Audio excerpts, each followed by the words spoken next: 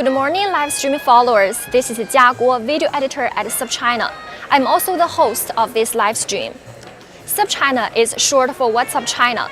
We are an independent digital media company that informs and enlightens a global audience with important influencers and leaders with smart, accessible content, helping them make sense of a complex country that is reshaping the world. We offer a feast of China news and views through our daily digital newsletter, website, social media, app, and podcast. We reach close to 2 million cumulative viewers and almost 700,000 unique visitors. Today, SubChina is hosting our second conference, Next China, How China Will Reshape the World, right here from New York's Times Center at Times Square. Here we have the world's experts on China from a variety of fields and various of sectors, including finance, politics, philanthropy, technology, and healthcare. We also have a fire chat with a NASA astronaut on US-China space relations and a podcast with a renowned speaker from the Carnegie Endowment on how we will blow away the myths on China. You can download our agenda by going to our website and clicking our conference link. Stick around, and now let me introduce you to our morning keynote speaker, Michael Chu, who runs the largest and best consumer private equity firm globally. Michael is going to talk about how China's economy will be powered by its consumers. I'll be back right before lunchtime. But before Michael speaks, here's a brief word from our CEO, Anla Chen. Enjoy. Most people are here eager to learn about China, but we are confounded. On one hand, we hear about the spectacular growth in technology and that China is beginning to lead in technology, whether it's AI, electric vehicle, facial recognition, the new economy, the sharing economy, and it goes on. And Michael Chu, our keynote speaker, will talk about how VC funding in this area has increased over 700% over the last 5 years. And startups in China, every 8 minutes, there's a new startup being created in China. So that's an incredible growth that we're seeing. At the same time, on the other side of the coin, economists about 3 weeks ago had a cover calling or stating China as sharp power, meaning a little bit of bullying, a little bit of threatening. We see historic censorship going on. And how do we reconcile these two Chinas? So today, with our experts, we hope to grapple these issues and become more familiar, get a 360 view of all the things that's happening in China. So the all-encompassing question is, can China lead globally? Ever since Trump withdrew himself in the global world in Davos exactly about a year ago, Xi Jinping quickly said he will step in those shoes, and he has restated that again in the 19th Party Congress in November, where we all learned that he's Mr. Chairman of everything. So we are here to try to understand how do we reconcile these two Chinas and to learn as much as we can. My hope is at the end of the day, you would have been enlightened and educated and feel that much closer to what's going on in China. To kick it off, please be introduced to my friend and fellow Committee 100 member, Michael Chu. Michael Chu is founder and CEO of L Capital. L stands for their joint venture partnership with Louis Vuitton, the world's largest and the best performing private equity firm globally, which focuses on consumer investments. No longer is China the export-oriented China that we knew for decades, but it is the new consumer-driven China. And today, Michael will tell us how Chinese consumers will power the growth engine in China. Enjoy your day. Thank you again for being here, and I'll catch up with you in a minute.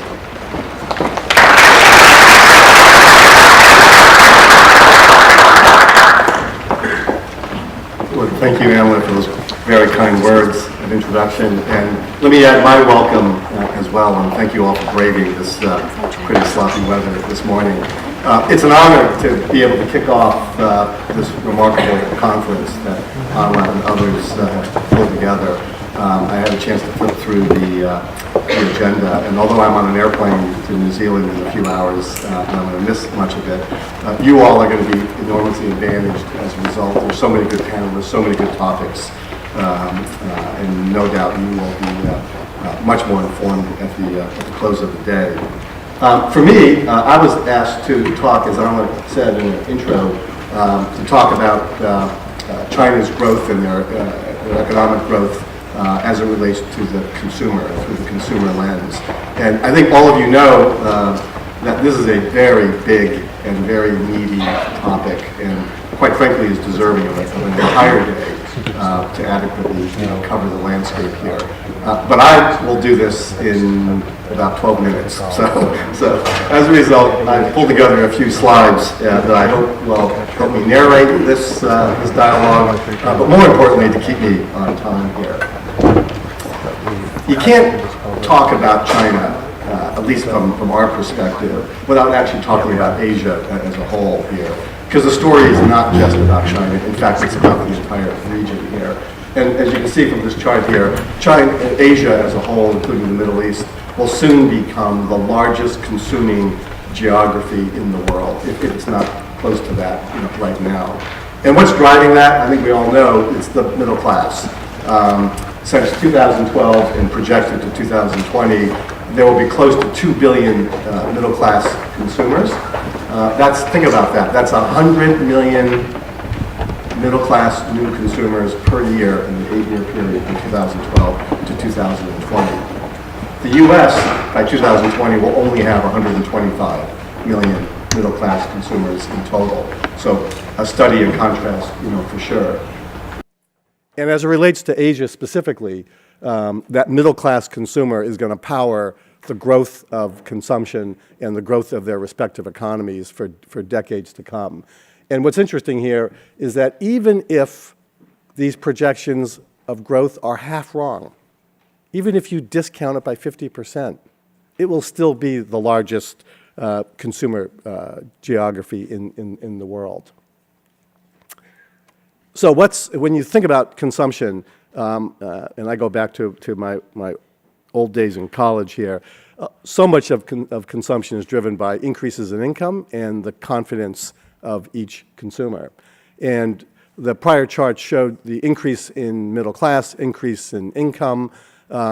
Certainly that's, check that box. But China and Asia in particular is also the most confident region of the world. In fact, 6 out of the 10 largest markets are at the highest end in terms of consumer confidence. And so if you think about kind of the cocktail that will drive consumption for the next period of time, it's increases in income, increases in wealth, and obviously having a confident consumer. Those are all terrific sort of characteristics and attributes that will power the economy. Also, it's quite helpful to have a government that is supportive of these sort of evolutions in terms of consumption. And for decades, since the 90s, I think we all know that China was really characterized as an investment, hardworking, low labor, the manufacturer to the world, lots of exports, government investments, and that powered the economy, their economic growth over the past 20 years from about $1 trillion in 1998 to what is today roughly $12 trillion economy, sort of an unprecedented amount of growth. But I think we all know, and for those that had a chance to read or hear President Xi's sort of effective State of the Union conversation about 3 months ago, I think there's a clear recognition that in order for GDP growth to continue, in order for unemployment rates to be low, in order for living standards to increase, and more importantly, in order for people to feel good about their lives and have low political unrest, that the economy needs to continue to grow, and that growth cannot be from what the prior 20 years looked like, which is investment and export driven. It needs to become increasingly a more consumer-led economy as we think about the next 5-10 years of China. And in fact, if you had a chance to read President Xi's very long 3.5-hour speech, this was a cornerstone takeaway. And in fact, it's happening. In 2011, the GDP of China was roughly 6.8 trillion, and roughly 28% of it was consumption driven. And as we now fast forward to to think about 2020, we're looking at a $14+ trillion economy, and many experts believe that consumption will represent over 40%, close to 45% of their overall GDP. That's an enormous amount of just dollar increase in consumption over one period versus another. So in fact, it's happening, government policies are happening, and the consumer is responding. The other cornerstone that President Xi talked about in his speech was the need to support innovation. And as Anna said in her opening remarks, nowhere are we seeing that more than in China. What's happening, if you think about the digital economy that is sweeping the nation, it is fundamentally going to create massive shifts across the entire value chain in both revenue and profits for large industries. And there's going to be lots of winners and there's going to be lots of losers over the next 5 to 10 years as a result. And nowhere in the world, and we have a global firm with 17 offices, so we cover almost every single continent. And nowhere in the world can I say to you, are we seeing the size of the prize, meaning the size of the opportunity in just sheer dollar terms as large as we're seeing in Asia and China specifically. And that's because there's still lots of very inefficient embedded industries that we know are going to need to be transformed, either go away or be transformed as a result of this technology. And that is partly the reason why there's so much capital that has come into the market. And that's capital not just from indigenous investment firms in China, but from firms like ourselves that are outside China that are investing inside here and taking sort of the long bet here. So an enormous amount of capital fluidity into the marketplace, and that's largely driven by the size of the prize and the opportunity, and sort of a kindred spirit as it relates to the government. And from a consumer standpoint, boy, the consumer is doing their part in terms of the transformation that's underway. Think about it. In 2005, less than 1% of global e-commerce was done in China in 2005, less than 1%. And experts believe that this year, 2018, that number may look like 50%. So think in a relatively short period of time, the amount of growth that China has undertaken as it relates to its percentage share of e-commerce. These are just astounding numbers. No, the second best country is not even worth talking about. And obviously, one of the major catalysts for why that online growth has occurred is mobile payments. This chart, look at this, 11 times the size of the United States in terms of mobile payments. So the consumers in China have adopted technology, embraced it, using mobile technology in particular to power their transformation. This, if there's a money page, this is, to me anyway, the page to sort of dwell on here. If you think about what's happening in China, certainly relative to the United States or any other sort of Western economy, is the speed at which new businesses, new brands, consumer brands, are able to emerge and get traction and reach scale. We haven't seen that anywhere else. In the United States, brands that we all know and can speak about on the tip of our tongue have been around for generations. And with the passage of time, these brands are able to develop a trusted relationship with the customer, right? There's an emotional attachment between that brand and that particular customer that's been weaned out over a long period of time, right? And as a result, trust and emotional relationships translate into brand loyalty and translates into, continual usage. And that has historically taken a long period of time. And sort of the problem of technology is that consumers today are bombarded with infinite choices of brands. And what you see, certainly here in the United States and in Europe, is a lot of early adoption of new brands powered by technology, digitally, on e-commerce, mobile. But at some point, they hit a plateau. And I'd say 99% of the businesses that we look at that are essentially digitally native businesses that are relatively new brands all reach some sort of plateau. And that's basically because the consumer has not had the time to develop a real relationship, a real trusted relationship, a real emotional relationship with that brand. And that trial turns into churn, all right? And so the business model, they end up having to spend lots of money continuing to fill the bucket because it's sort of a leaky boat, sort of syndrome here. They're spending all this money to fill the boat with new customers and hope that eventually that trial will inure to their long-term sort of benefit. In China, however, we're seeing something different. And this is sort of, to us anyway, the real aha here. Now, partly, China structurally didn't have the legacy brands that we have had here and enjoyed here for generations. So the playing field was certainly more level. But what's happened in China is that the biggest firms have thrown massive amounts of data out there in social media, in lead gen, direct marketing, search engines. There is so much information out there, and it's essentially free, right? And every consumer in China, which is technologically enabled, is able to develop their own course through this sort of maze of data, right? And find where he or she wants to transact and what kind of business they like. And if you saw sort of the data analytics around this, I mean, it looks like some crazy, impressionist art here on a piece of canvas. But in fact, these companies are the leading companies also in data mining and data analytics. And what looks to us like cacophony is, in fact, they're developing algorithms and they're developing tools to sort of create predictive behavior through this sort of mess of data. And that's because China is a leader in AI and machine learning and data analytics that we have not seen, with rare exception, across the world. And so what they have been able to do, and this is the most remarkable thing that we've seen, what they've been able to do is truncate what normally is a very long journey to build trust and build an emotional relationship with a particular brand. And so as a result, for the most successful of these brands in China, they don't have the plateau that you see here in other countries. They've broken through and have scaled.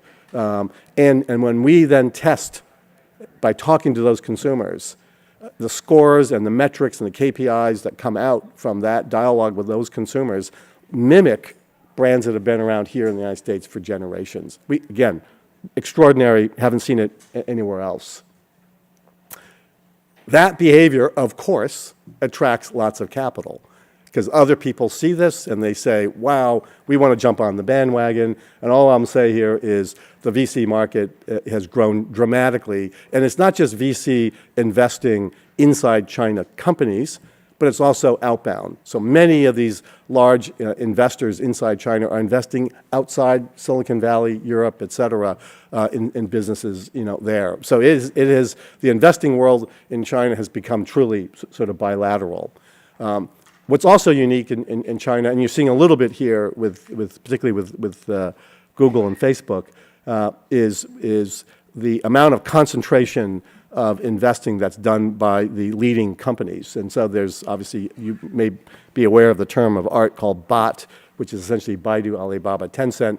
They represent over 40% of essentially the venture investing. So in as much as Tencent or Baidu or Alibaba have their own operating businesses that generate revenue and that generate income and growth, these companies also own hundreds they've made hundreds of investments in technology businesses, and they each are developing their own ecosystem, which is powering their overall businesses. This is quite an extraordinary model. In fact, they're not alone. There's so many other businesses that are mimicking that, and all of that is under the watchful and protective eye of the government. So you got government, you got capital, you got entrepreneurship, you got this kind of remarkable technological support and growth.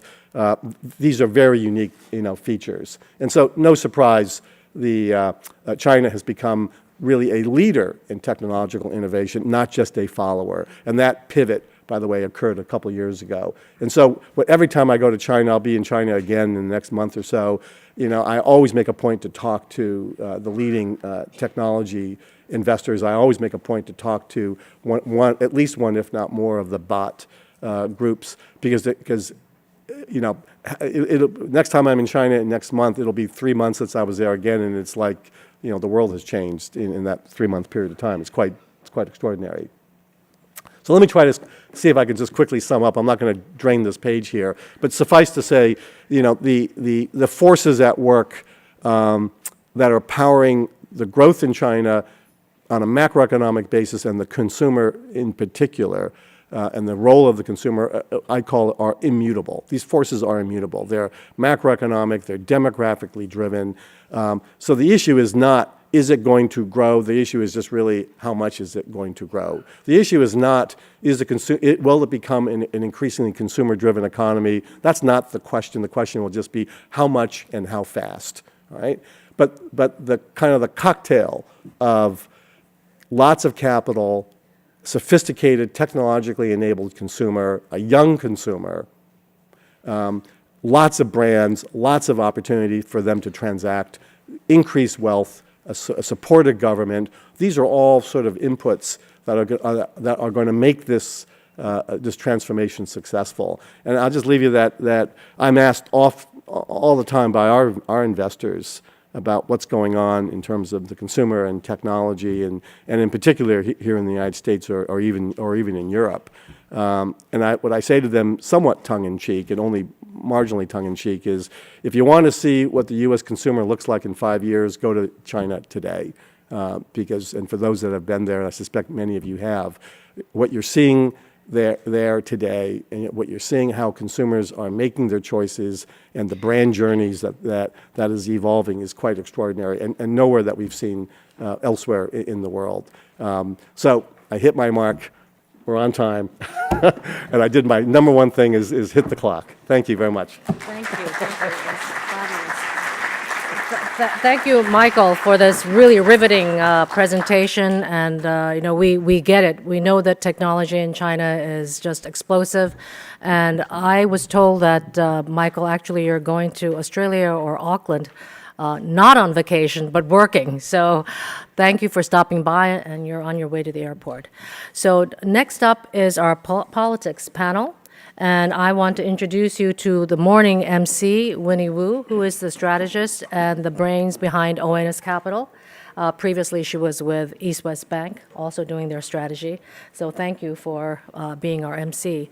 I also want to point out that our editorial staff has come up with review of 2017 and outlook on 2018, a paper, 25-page paper called Red Paper, which is online if you go to www.subchina.com, but also in the hallway outside. So get your copy. It's $8.88, very lucky, and it will bless you for the rest of your year. So Winnie, go ahead.